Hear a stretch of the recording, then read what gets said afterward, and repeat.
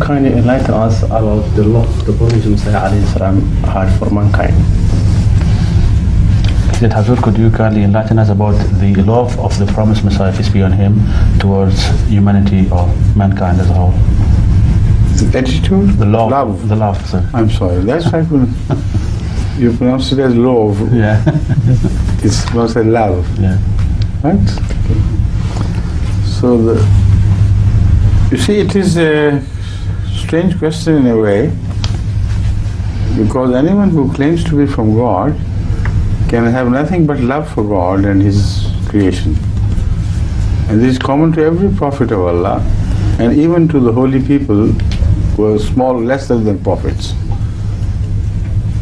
I have been speaking on this subject repeatedly, that it is impossible to claim the love of God without at the same time claiming the love of the mankind.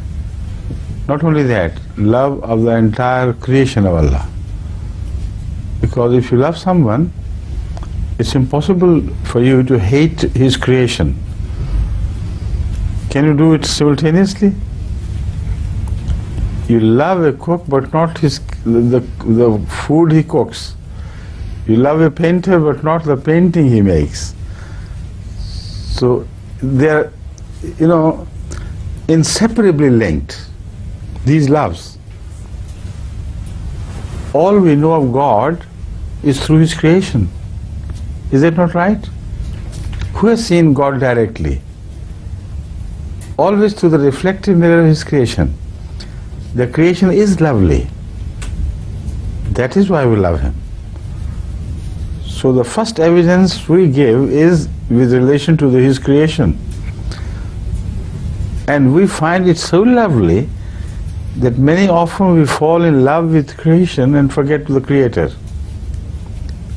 So, are the holy men absolutely mad? How can they forget this fact that they also were led to God by watching His creation, and every actor, every little bit of creation raised his finger in the direction of Allah.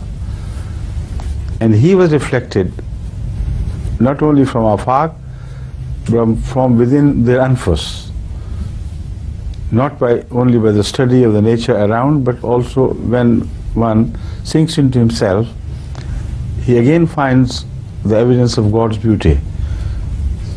So how can you to love God, but knowing that you have known Him to be beautiful because of His creation, you hate His creation? It's not possible.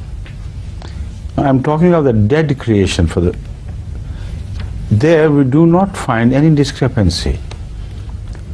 When you like a scene, everybody likes it, and there is no contradiction.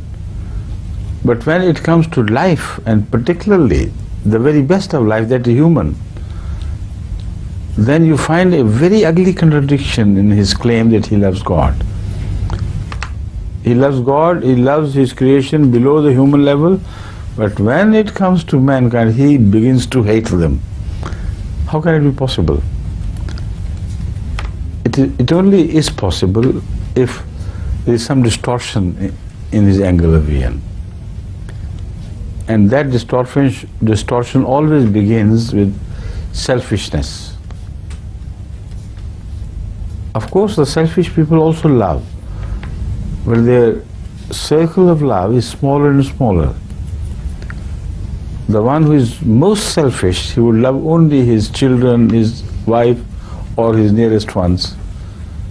Yet man cannot live without love. So, but God does not live only one family, does He? So he is not being honest to God. He is only selfish. So the man who is so selfish, how can he love God, and how can God love him? Now, enlarge the area of this discussion, and let's get out of the family circle to the circles of various religions. We know some priests love Christianity and the Christians so much, but hate Islam and the Muslims by the same proportion. So again, it can be proved that their claim of love is false. They don't love God, they don't love Christianity truly, because God and His religion cannot be separated, God and His creation cannot be separated.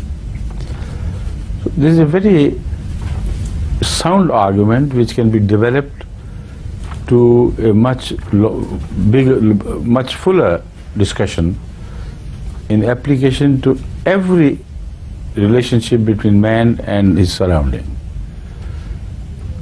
But because it becomes very deep and it will be difficult for me to finish the subject to the end so that it becomes understandable by all, let it be sufficient. The first answer, in fact, should have been sufficient. If you love the Creator, you must love the creation, because it is through the creation that you know the Creator, not the other way around. If you do not do that, then there is no truth in you, and the claim is false. Right?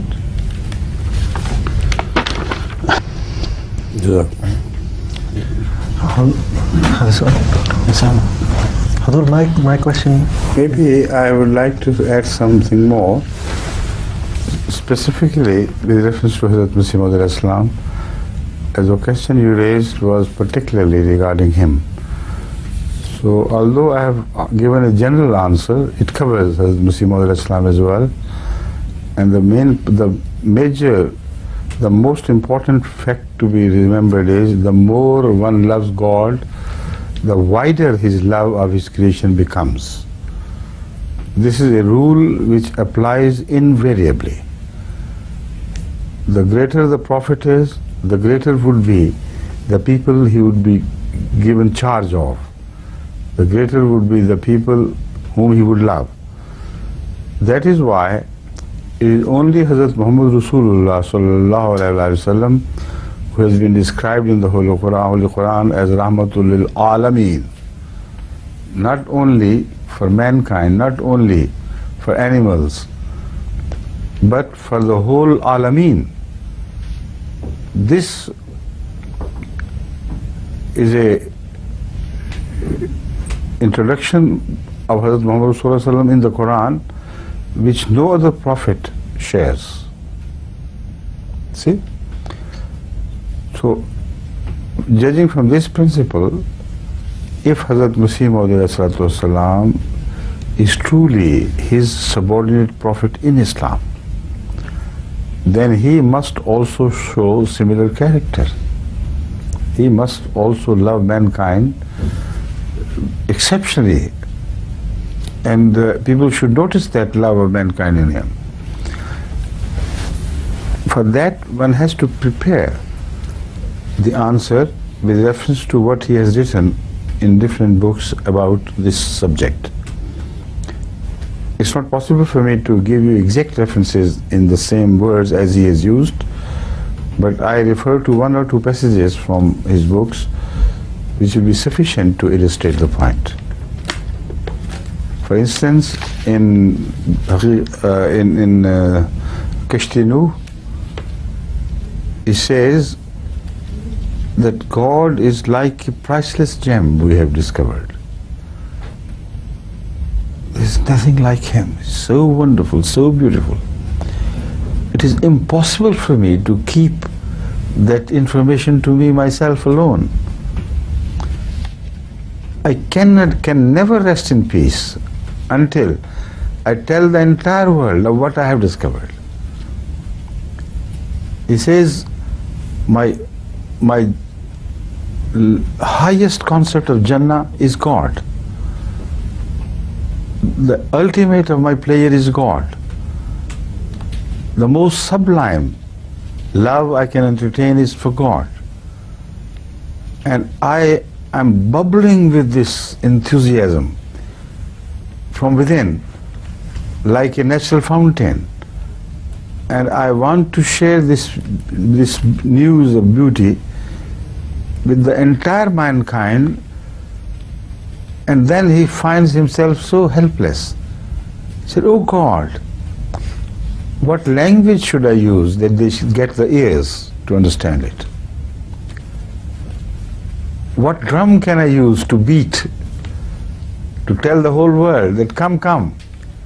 Here is the most precious thing I have discovered for you. If you read those words in Urdu, they're very powerful. And it's impossible for anyone to read them and consider that somebody has done it artificially, you know, forcibly, effectively. They speak of their truth themselves. Very powerful, naturally flowing words which a liar cannot even dream of. So there's so many similar passages which tell that at the suffering of mankind as a whole, his heart used to bleed. Now, his treatment of mankind is a wider subject which mainly relates to an adult life. But if somebody has a genuine love for mankind, it is impossible for him not to display it in some way during his childhood. Because you do not suddenly become lover of mankind at an age of 40, 50, while all your earlier age has been barren of the love of people around you.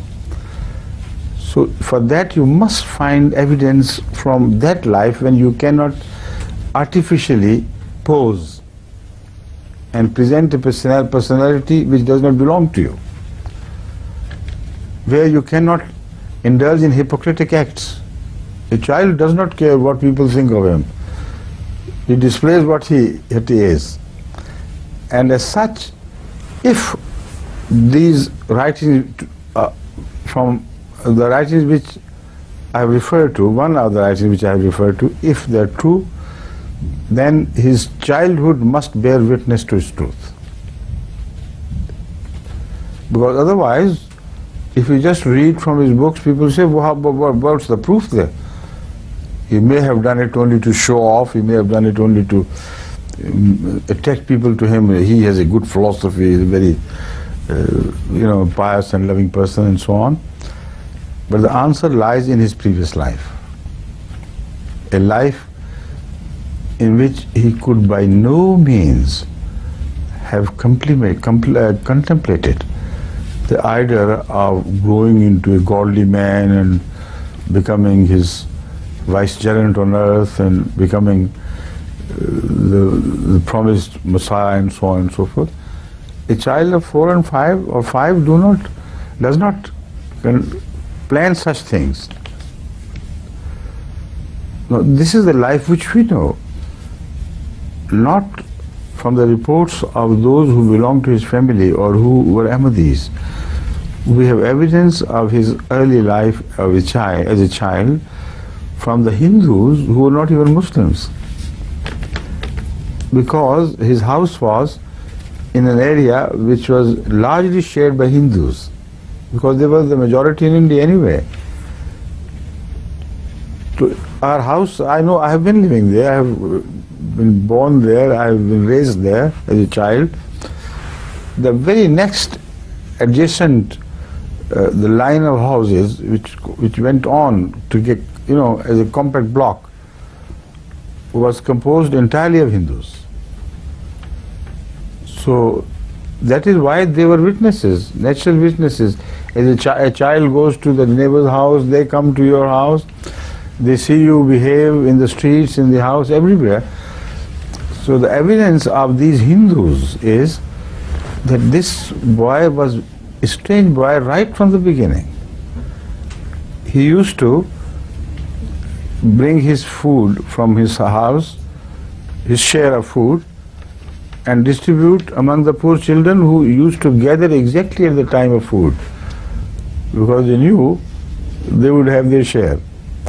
And then sometimes he would buy a few grams or what do you call chane ko grams hi kehte hain na, chickpeas kehte, oh yeah, that's right, a few chickpeas etc. And that would become his food even for days and sometimes weeks. Now how could a child pose like this unless he had deep love of mankind, unless he knew how to suffer for others. And that is the making of a prophet in a man. This is a prerequisite. Not that all the levels of man can become prophets, not. Certainly not. But without this, God never chooses anyone to represent him and hand over the affairs of his creature to such a person who is crooked, who is cruel, who is unconcerned with the miseries of others. So I think that should be sufficient, because I can't produce books now offhand. So later on, if you like, the Imam Sahib can collect a large number of passages which will require us full 3 days of this Mulaqama al-Arab and the next week and the next week and so on. Okay? I missed the beginning in Kastinur, the promised Messiah, peace be on him. It says that Khudam, wo kya alfaz hai? ہمارا بہشت ہمارا ہمارا بہشت ہمارا خدا ہے. اور یا اللہ ساتھ. Our paradise is our Lord, our God. I started referring to the paradise. This is what it says. ہماری اعلیٰ لذات ہمارے خدا میں ہیں.